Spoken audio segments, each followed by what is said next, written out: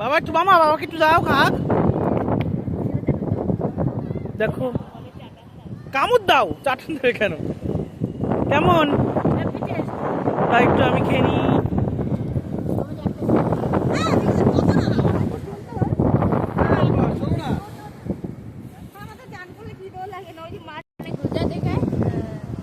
কেমন আইসক্রিম? ভাল লাগছে সমুদ্রের পাড়ে বসে খেতে। মাসি তো খেলোই না। বনু তাকা, ভালো খেতে। বনু তো করেই না, ওর শরীর খারাপ, ও ভিডিও কি করবে?